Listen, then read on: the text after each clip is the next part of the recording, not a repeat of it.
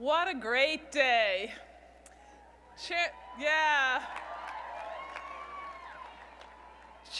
Reapy, trustees, honorary degree recipients, honored guests, parents, families, friends, and all survivors of Senior Week.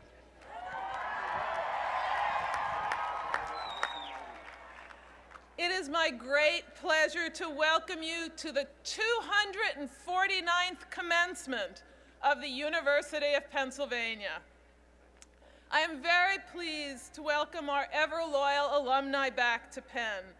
In truth, just as your Penn experience rejuvenates you throughout your lives, a big part of you enriches our university forever.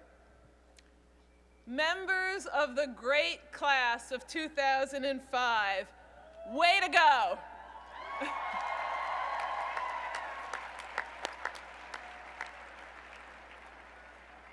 You are my first Penn graduating class as president.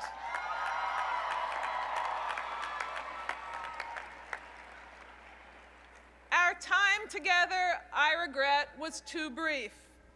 But apparently it was long enough for me to make it onto the senior matchmaking crush list.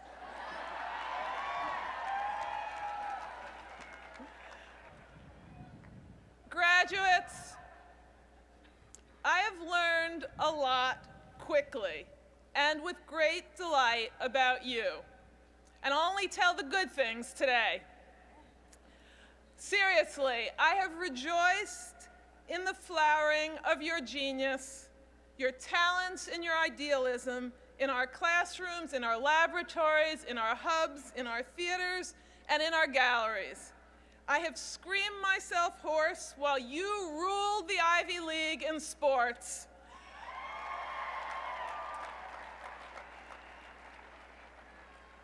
I have observed your passionate commitment to justice and the enduring values of democracy.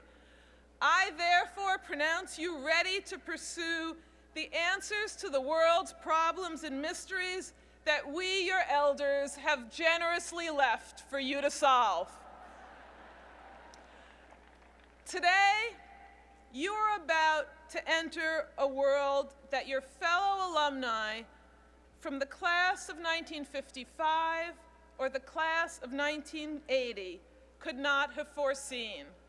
New ideas, technological breakthroughs, and cultural trends travel at the speed of light without passing through customs. When Irish playwright Hugh Leonard was asked 25 years ago why he liked America so much, he replied, "It is the only part of the world that hasn't become Americanized."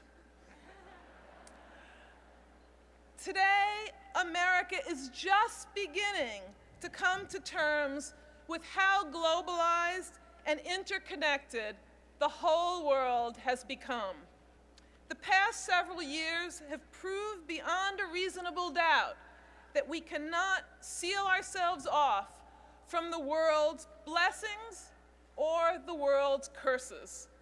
We benefit from exposure to a global contagion of cultures and trends for the good. And we also are vulnerable. Economic collapse in the Pacific Rim, political instability in the Middle East, and the soaring demand in India and China for fossil fuels send shockwaves through the American economy and forever alter the fabric of our lives.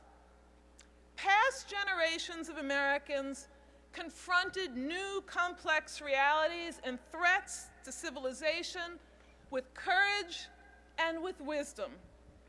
So too must we boldly rethink our approach to defining the issues of our time. We need to acknowledge and act upon two fundamental truths. First, constructive global engagement always always occurs locally among individuals who know how to make a positive difference in people's lives. Yes, governments, multinational corporations, international organizations, and non-governmental organizations are largely responsible for flattening our world socially, economically, and even politically. But it is not true that only governments, only NGOs, or only the United Nations can manage globalization by themselves. Quite the contrary. Local communities feel the effects of globalization in jobs gained or lost, in lives saved or lost. Individuals in communities can and must work together to regain control over their own destinies. The second truth: constructive global engagement is a two-way street. Our approach must be the opposite of noblesse oblige, where governments and major institutions bestow their largesse and enlightenment on communities and countries. Rather, individuals and communities must be engaged in a spirit of true partnership.